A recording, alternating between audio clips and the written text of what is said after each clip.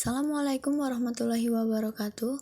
Kami dari kelompok 8 yang beranggotakan Aulia Uswatun Hasanah dan Tri Setiani dari program studi Tadris Matematika semester 3 dengan dosen pembimbing Bapak Dr. Fahrudin Sarjana Agama, Master Pendidikan Islam. Di sini kami akan membahas tentang filsafat pendidikan menurut Rashid Ridho. Yang pertama, biografi dari Rashid Ridho. Sayyid Muhammad Rashid bin Ali Ridho bin Syamsuddin bin Bahauddin Al-Qalmuni Al-Husaini, namun lebih dikenal dengan Muhammad Rashid Ridho, dan masih memiliki pertalian darah Ahlul Al-Bait, yakni Husain bin Ali bin Abi Thalib. Lahir di Kolamun, kota Tripoli, Lebanon, pada 22 Jumadil Awal 1282 Hijriah atau 1865 Masehi, dan ia wafat pada Agustus 1935.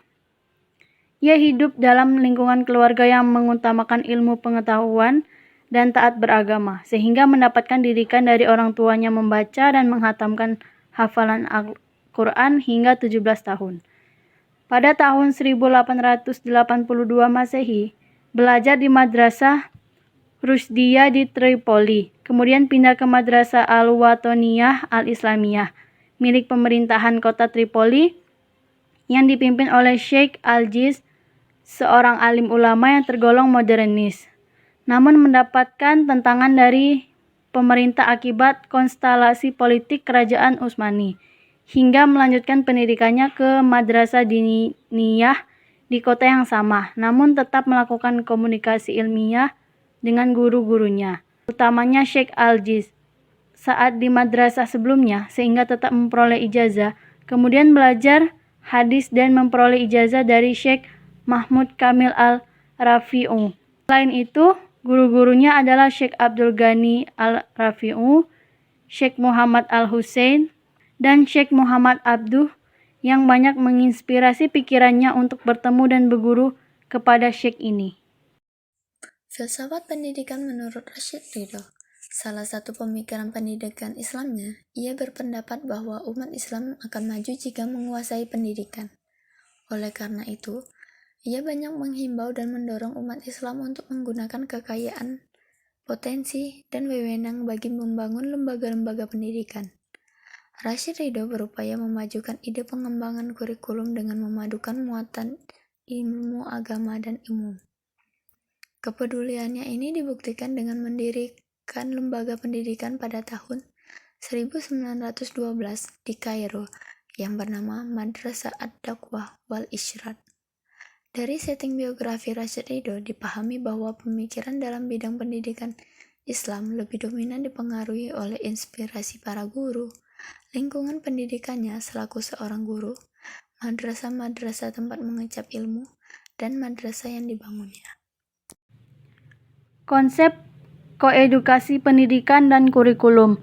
Koedukasi yang dimaksud adalah sistem pendidikan yang dilakukan melalui proses belajar mengajar yang menggabungkan pria dan wanita dalam suatu ruangan atau kelas, atau sering disebut dengan pendidikan campuran.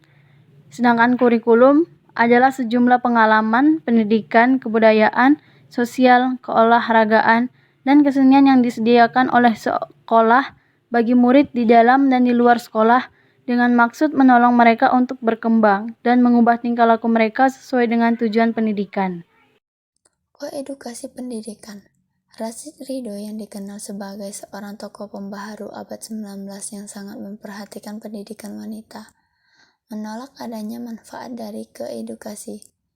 Ia melihat bahwa koedukasi bukan sekedar memiliki kekurangan, namun dapat mendatangkan malapetaka.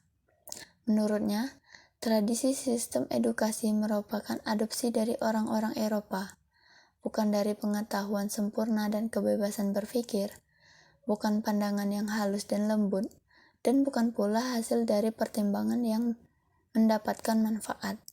Dengan demikian, Rashid Ridho menolak adanya edukasi itu dari segi negatifnya, dan tidak memandang adanya segi positif atau manfaat dari sistem edukasi dalam pendidikan Islam.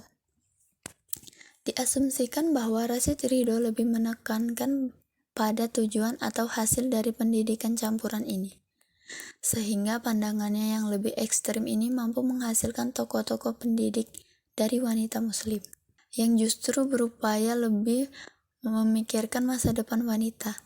Artinya, implikasi yang muncul sesudahnya adalah merupakan upaya pemberontakan bagi wanita untuk lebih melihat sisi negatif dan positif dari sistem koedukasi ini.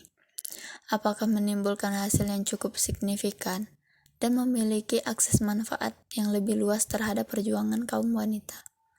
Oleh karenanya, pandangan Rashid Ridho mengunggah dunia pendidikan untuk lebih berhati-hati terhadap penerapan sistem koedukasi dalam pendidikan Islam, yang mesti dipahami secara aktif, bijaksana, dan kondisional dalam meraih tujuan pendidikan yang ideal pada setiap ruang dan waktu, utamanya bagi pengelola lembaga pendidikan untuk super hati-hati dari kemungkinan hasil atau manfaat dari lembaga pendidikan bersangkutan. Kurikulum pendidikan. Rashid Ridho lebih menekankan kurikulum pada aspek muatan kurikulum ilmu agama dan umum, sebagaimana ia diterapkan di Madrasah Al-Daqwa wa Al-Irsyad. Implementasi dari kurikulum yang ia terapkan di madrasah tampaknya memilah antara ruang ilmu peribadatan yang wajib dilakukan pada setiap pelajar. Dalam hal ini, aspek pertama, masalah materi Al-Quran dan hadis harus diajarkan dan diimplementasikan secara asasi kepada lingkup lembaga pendidikan tanpa ditolerir lagi meskipun situasi masyarakat telah berubah dan berkembang. Sementara aspek kedua, yakni aspek muamalah yang berhubungan dengan manusia, seperti ilmu-ilmu yang berhubungan dengan keadilan, persamaan, politik, ilmu alam, dan lainnya, diserahkan kepada komponen pelaksana dan penanggung jawab pendidikan untuk menentukan potensi dan kondisi yang dihadapi peserta didik, selama tidak menyimpang dari prinsip-prinsip dasar ajaran Islam. Penekanan Rashid Ridho terhadap kurikulum Al-Quran dengan alasan bahwa Al-Quran merupakan kalam Allah yang telah diwahyukannya kepada Nabi Muhammad SAW bagi seluruh umat manusia. Al-Quran merupakan petunjuk yang lengkap, pedoman bagi manusia yang meliputi seluruh aspek kehidupan manusia yang bersifat universal. Keuniversalan ajarannya mencakup ilmu pengetahuan yang tinggi, sekaligus merupakan mulia yang esensinya tidak dapat dimengerti, kecuali bagi yang berjiwa suci dan berakal cerdas. Al-Quran merupakan pendidikan yang terlengkap, baik itu pendidikan kemasyarakatan atau sosial, moral atau akhlak, maupun spiritual atau kerohanian, serta material atau kejasmanian dan alam semesta. Al-Quran merupakan sumber nilai yang absolut dan utuh. Eksistensinya tidak pernah mengalami perubahan. Kemungkinan terjadi perubahan hanya sebatas interpretasi manusia terhadap teks ayat yang menghendaki kedinamisan pemaknaannya, sesuai dengan konteks zaman, situasi, kondisi, dan kemampuan manusia dalam melakukan interpretasi. Ia merupakan pedoman normatif, teoritis bagi pelaksanaan pendidikan Islam, yang memerlukan penafsiran lebih lanjut bagi operasional pendidikan Islam. Menurut Rashid Ridho, cakupan materi kurikulum mencakup seluruh dimensi manusia dan mampu menyentuh seluruh potensi manusia, baik itu motivasi untuk mempergunakan panca indera dalam menafsirkan alam semesta bagi kepentingan formulasi lanjut pendidikan manusia, motivasi agar manusia mempergunakan akalnya lewat tamsilan-tamsilan Allah Subhanahu wa Ta'ala, Al-Quran, maupun motivasi agar manusia mempergunakan hatinya untuk mentransfer nilai-nilai pendidikan ilahiyah, dan lain sebagainya. Semua proses ini merupakan sistem umum pendidikan yang ditawarkan Al-Quran agar manusia dapat menarik kesimpulan dan melaksanakan semua petunjuk tersebut dalam kehidupannya. Itulah presentasi dari kami. Maaf jika terdapat kesalahan penulisan dan penyebutan kata. Kami akhiri. Wassalamualaikum warahmatullahi wabarakatuh.